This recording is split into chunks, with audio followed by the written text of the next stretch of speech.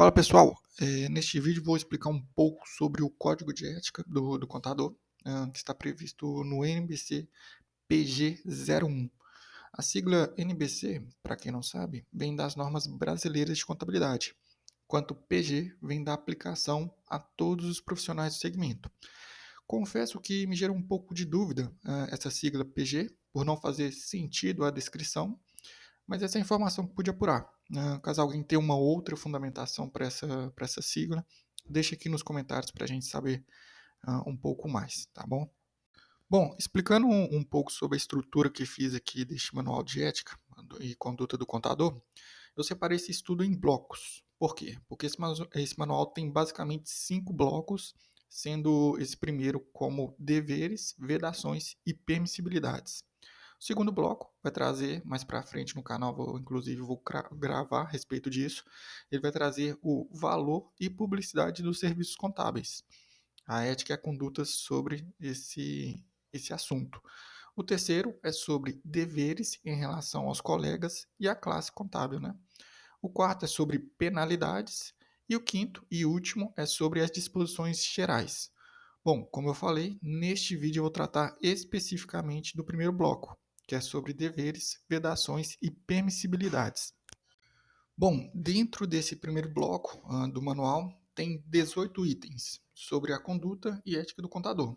Vou passar por cada uma delas e explicar à medida do possível o que podemos entender e interpretar sobre cada item. O primeiro item traz que o contador deve exercer sua profissão com zelo, diligência, honestidade e capacidade técnica, devendo observar as normas brasileiras de contabilidade, NBC, né? E a legislação vigente, resguardando o interesse público, os interesses de seus clientes ou empregadores, sem prejuízo à sua dignidade e independência profissional.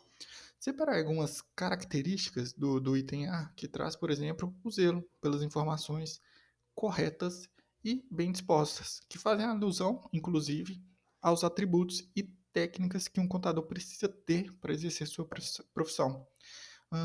Sobre a honestidade, acredito que ela esteja bem atrelada ao cerne da metodologia contábil, que é o registro de fatos, e não achismo, né? Que a contabilidade não trabalha com achismos, no momento da sua escrituração. Lembrando que as ciências contábeis é uma ciência, no final das contas, e, portanto, trabalha com fatos, né? Em relação à capacidade técnica, que é extremamente importante, inclusive, são elas que basicamente vão ditar o ritmo ali dos relatórios, que devem ser corretos e confiáveis para a gestão na tomada de decisão. E, por fim, sem prejuízo e dignidade à independência profissional. É, o contador não pode abrir mão dessa dignidade e independência profissional, senão ele acaba se corrompendo e trazendo a contabilidade para cenários não confiáveis, em resumo. O item B traz que o contador deve recusar indicação de trabalho quando não se achar capacitado para exercer a capacidade técnica daquela especialização requerida. Como podemos ver, o item A trouxe um pouco dessa percepção quando abordou, por exemplo, tópicos como honestidade e capacidade técnica do profissional. Obviamente que essa capacidade técnica ela pode ser adquirida e ganhada com o tempo. Essa não é a questão aqui. Contudo, a ideia aqui é alertar o profissional para não aceitar a indicação de um trabalho somente por possuir o título de contador. E claro, pessoal, estou trazendo aqui a minha percepção sobre essa NBC PG01, que obviamente pode divergir de uma outra pessoa que tem por vezes uma interpretação divergente, mas eu acho que aqui, via de regra, todo mundo é meio que uniforme em certas interpretações. O item C fala sobre guardar sigilo sobre o que souber em razão do exercício profissional, inclusive no âmbito público. Ressalvados aqui, claro, os que estão previstos em lei ou quando solicitado por autoridades competentes, entre elas o Conselho Federal e Regional de Contabilidade, seja o CFC ou o CRC. A ideia aqui, claro, é não expor a privacidade das operações do cliente ou empregador, mesmo que seja no âmbito público. Inclusive, essa privacidade, ela que fomenta a competitividade no mercado, no final das contas. E além também de zelar pela autonomia da empresa e das suas informações. E aquilo, afinal de contas, as empresas tomam decisões mediante as informações baseadas na contabilidade. Por isso, essa necessidade de privacidade. E as exceções dessas informações disponíveis serão quando for solicitadas por autoridades, que é o exemplo aí, por exemplo, do CFC ou CRC, quando requeridas. O item D nos diz que devemos informar a quem de direito, obrigatoriamente, fatos que conheça e que considere em condições de exercer efeito sobre o objeto do trabalho, respeitando o disposto na linha C deste item, que é o item anterior que a gente acabou citando. Como a contabilidade narra todos os acontecimentos financeiros e econômicos de uma organização, naturalmente dependerá de outros departamentos ou usuários para realizar sua escrituração. Diante disso, dessa situação, é necessário informar aos usuários ou departamentos caso a contabilidade precise ou necessite de algum aspecto para executar seu trabalho com zelo e competência. Não podemos abrir mão desses atributos e, por vezes, a gente vai ter que pedir ao usuário ou ao departamento que nos ajude e conceda certas informações para executar um trabalho mais técnico e assertivo. O item explica que para aplicar as salvaguardas previstas pela profissão, pela legislação, por regulamento ou por organização empregadora, toda vez que identificar ou for alertado da existência de ameaças mencionadas nas normas do exercício da profissão contábil, observando o seguinte: aí vem dois itens. Primeiro, tomar medidas razoáveis para evitar ou minimizar conflitos de interesses. E dois, quando não puder eliminar ou minimizar a nível aceitável esse conflito de interesses, adotar medidas de modo a não perder a independência profissional. Bom, pessoal, o profissional contábil ele deve aplicar essas salvaguardas toda vez que encontrar ameaças de irregularidade do exercício da profissão, via de regra. E o NBC PG01, nesse item ele traz duas observações. A primeira é que quando ocorrer esse fato, essa irregularidade, devemos tomar medidas razoáveis para evitar ou minimizar esse conflito de interesse. Bom, tomamos essas medidas. Bom, não deu ainda certo. Poxa, tem ainda essas irregularidades. E ele traz uma segunda observação, que caso a gente não consiga eliminar esse conflito de interesse ou pelo menos minimizar, devemos tomar medidas que assegurem a independência profissional. E aí cabe a nossa percepção para ver até onde a gente consegue é, executar nosso trabalho com independência e assertividade. Então, esse item traz um contexto e chama ao profissional a responsabilidade de ter essa percepção quando não conseguir resolver esse conflito de interesse.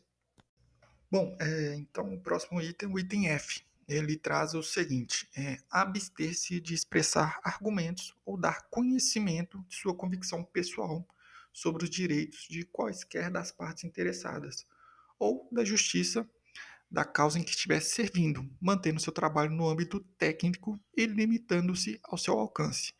Em resumo, a contabilidade não deve advogar a favor de nenhuma das partes. A ideia é essa. A contabilidade tem normas e princípios e, como um profissional contador, devemos simplesmente aplicá-los. Obviamente, existem debates e temas que devem ser discutidos, mas não a partir de convicções pessoais ou em prol apenas de uma das partes, mas sim com o intuito de engrandecer e desenvolver a nossa profissão. Então, assim, a ideia é se limitar a executar a parte técnica, sem comprometer princípios e normas contábeis. Bom, o item G traz o seguinte: abster-se de interpretações tendenciosas sobre a matéria que constitui objeto do trabalho, mantendo a independência profissional. Bem parecido com o escopo do item F, esse item, mas acredito que aqui seja aquelas interpretações que visam o favorecimento de alguma das partes, distorcendo, claro, princípios e aplicações da contabilidade em favor, né, desse usuário ou cliente, e até mesmo, às vezes, por benefício próprio. Como eu disse bem no começo aí deste estudo, as ciências contábeis, no final das contas, é uma ciência e não trabalhamos com achismo. Então, aqui não tem margem para esse tipo de percepção da contabilidade, que visa o benefício próprio ou de terceiros. O ITH nos diz que devemos zelar pela sua competência exclusiva na orientação técnica dos serviços a seu cargo, abstendo-se de emitir qualquer opinião em trabalho de outro contador, sem que tenha sido contratado para tal.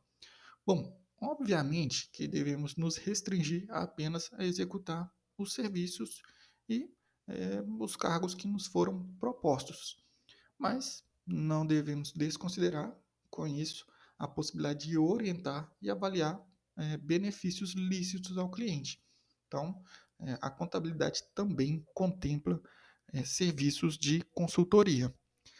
Com relação a abster-se de emitir qualquer opinião do trabalho de outro contador, inclusive eles até colocam, esse item H coloca uma condição sem que tenha sido contratado. Eu até entendo que o intuito do ITH é privar essa crítica alheia ao trabalho dos outros. Mas há eventuais situações que são necessárias as explicações e correções do trabalho de outros profissionais. Isso faz parte também do nosso trabalho. A ideia, óbvio, não é denegrir ou muito menos é, ferir a contabilidade, mas sim trazer uma correta avaliação e crítica da profissão contábil, até mesmo para fomentar o desenvolvimento dessa área. Eu acho que faz parte dessa área você avaliar e criticar quando tiver fundamentações, óbvio, o trabalho de outros profissionais. Item I. Comunicar desde logo ao seu cliente ou ao empregador em documento reservado eventual circunstância adversa que pode gerar riscos e ameaças ou influir na decisão daqueles que são usuários dos relatórios e serviços contábeis como um todo. É sempre bom entender, pessoal, a função e o objetivo da contabilidade dentro de uma organização, que geralmente auxilia ali os gestores na tomada de decisão. Basicamente é o cerne da contabilidade, né? Não geral, mas é o cerne. Bom, o item I ele traz essa possibilidade de constatação de irregularidades dentro de uma empresa, seja aí no aspecto da contábil, fiscal, trabalhista e até mesmo societário.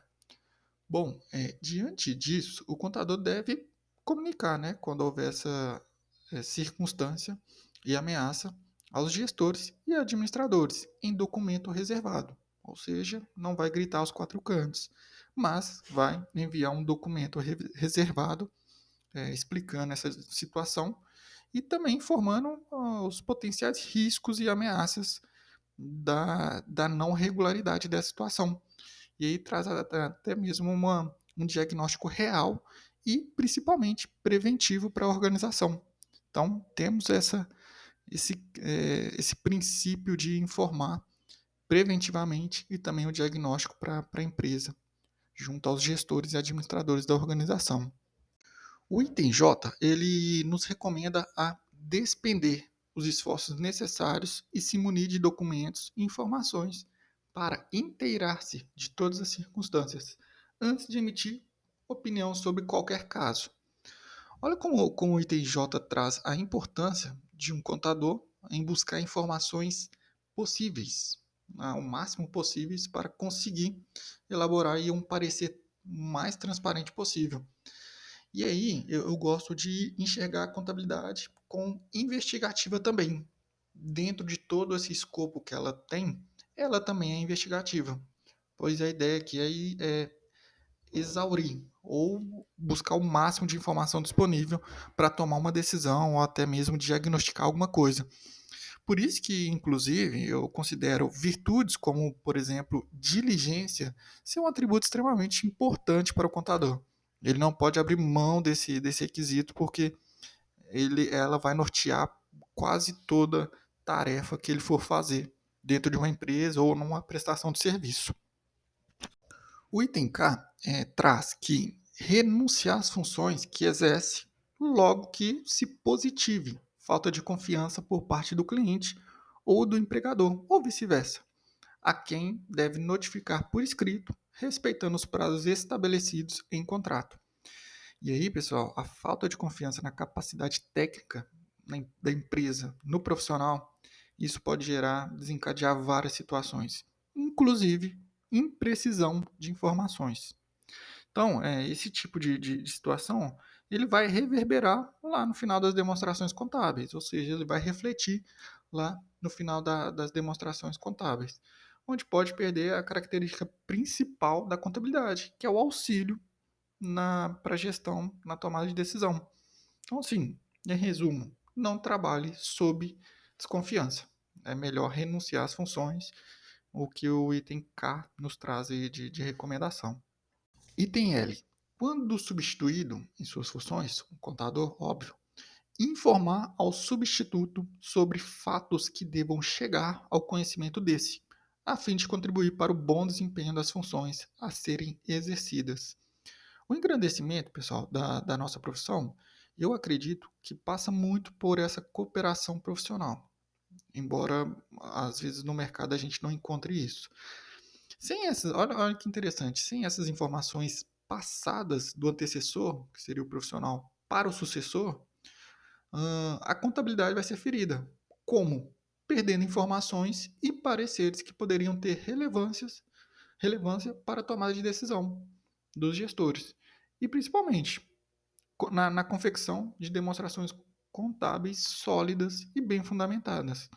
Nenhum contador consegue pegar uma empresa do zero sem olhar o passado dela e ter uma projeção.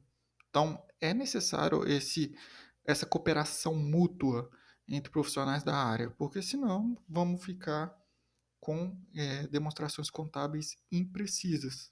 Então, o item L traz essa recomendação de passar todos os fatos que devem chegar ao conhecimento do sucessor, né, do profissional que vai pegar ali a empresa para contabilizar. Item M, abre aspas, manifestar imediatamente, em qualquer tempo, a existência de impedimento para o exercício da profissão. Se porventura, pessoal, o contador não ter essas informações que são de fato necessárias para exercer ali a contabilidade com a devida perícia técnica, ele deve manifestar, como disse o item aí, imediatamente esse impedimento no exercício da profissão. Por quê? Porque senão o trabalho dele vai ser prejudicado e no final das contas vão questionar a capacidade técnica.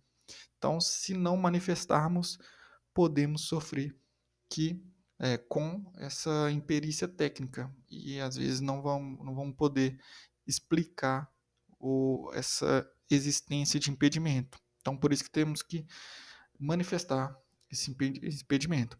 E aquilo, como podemos notar, esse código de ética ele traz todo um contexto e até mesmo possíveis cenários para que o contador possa exercer sua profissão com a devida técnica, ou não. Então, a ideia aqui é cercar o profissional e munir ele de todo o amparo para ele elaborar uma, uma boa demonstração contábil e até exercer também sua profissão com zelo e qualidade. Item N de navio, ser solidário com os movimentos de defesa da dignidade profissional, seja defendendo remuneração condigna, isso é bom, hein?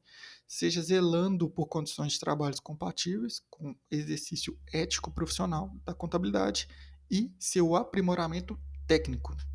Ou seja, temos um compromisso em zelar pelas condições melhores de trabalho, de modo a facilitar e até mesmo aprimorar o exercício da profissão do contador. Então, não digo apenas condições favoráveis no exercício da profissão, mas também remunerações justas, que valorizem, uma externalização da valorização da profissão. Então, pessoal, a gente tem que ter isso em mente, a valorização da dignidade profissional. E, inclusive, o objetivo deste canal, ele passa muito pela fomentação e o engrandecimento da profissão contábil. Se eu conseguir contribuir pelo menos um pouco para essa direção, aqui já vai ter valido toda a pena o trabalho que eu tenho para elaborar vídeo e gravar aqui para o canal. Item O. Cumprir os programas de educação profissional continuada, de acordo com o estabelecido pelo Conselho Federal de Contabilidade, que é o CFC. Bom, assim como qualquer outra profissão, o contador, a contabilidade, busca, deve ter em mente a busca contínua da melhoria. E diante desse cenário, né, o CFC ele nos incentiva a melhorar e evoluir como profissional, mediante esse programa, que é o Programa de Educação Profissional Continuada. E aí, fui pesquisar um pouco lá dentro do site do CFC, que traz os seguintes objetivos: atualizar e expandir conhecimentos e competências técnicas e profissionais para o contador, né? Melhorando o comportamento social, moral e ético dos profissionais de contabilidade, que atuam como auditores independentes, responsáveis técnicos pelas demonstrações contábeis ou que exerçam funções de gerência barra chefia na área contábil das empresas reguladas e ou supervisionadas pela CVM, que é a Comissão aí dos Valores Imobiliários, pelo também BCB, que é o Banco Central do Brasil, pela SUSEP, que aí é a Superintendência de Seguros Privados, e também pela Previc, que é a Superintendência Nacional de Previdência Complementar. Então a ideia, pessoal, é assim nos cercar de melhoria, de capacidade técnica, a fim de valorizar a profissão. No final das contas, tudo isso vai fomentar e contribuir para a melhora da profissão. Então, isso passa pelo individual e também acaba contribuindo, no final das contas, para o geral, que é a classe contábil. O antepenúltimo item é o item P, que nos instrui comunicar imediatamente ao CRC, e aqui é o Conselho Regional de Contabilidade, a mudança de seu domicílio ou endereço, inclusive eletrônico, e da organização contábil de sua responsabilidade, bem como informar a ocorrência de outros fatos necessários ao controle e fiscalização profissional. Basicamente caso ocorra alguma mudança de domicílio ou endereço, e aqui inclui também endereço de e-mail, tá? Por mais simples que seja, temos que comunicar imediatamente ao CRC, tá? E aí é o CRC, não o CFC, porque é o Conselho Regional de Contabilidade, é onde estamos domiciliados, tá? Então, esse é o item P. O penúltimo item, ele visa atender a fiscalização do exercício profissional e disponibilizar papéis de trabalho, relatórios e outros documentos solicitados. Pessoal, a escrituração da contabilidade, ela trabalha com papéis de trabalho, relatórios e outros documentos que devem contribuir pela idoneidade da informação, ou seja, o mais assertivo possível e que haja provas daquilo que a gente esteja fazendo. Mas, obviamente, que hoje temos muitos documentos digitais e eu acredito aqui que esse item contempla isso, embora esteja papéis de trabalho. Então, assim, quando o item traz esse papel de trabalho, ele quer trazer a seguinte interpretação, pelo menos no meu parecer: guardem toda a documentação que esteja sendo registrada na contabilidade, porque isso traz segurança e idoneidade à informação. Então, acredito que é esse o objetivo desse item. E, por fim, o último item desse bloco é o item R, que nos instrui a informar o número de registro, o nome e a categoria profissional após a assinatura em trabalho de contabilidade, propostas comerciais, contratos de prestação de serviços e em todo e qualquer anúncio, placas, cartões comerciais e outros. Pessoal, visando a transparência, principalmente, e integridade dos profissionais da contabilidade, esse item R ele traz a necessidade de que haja a apresentação do número do registro do CRC do profissional, seja na assinatura de trabalhos contábeis, na prestação de serviço, nas propostas comerciais e até mesmo em marketing profissional.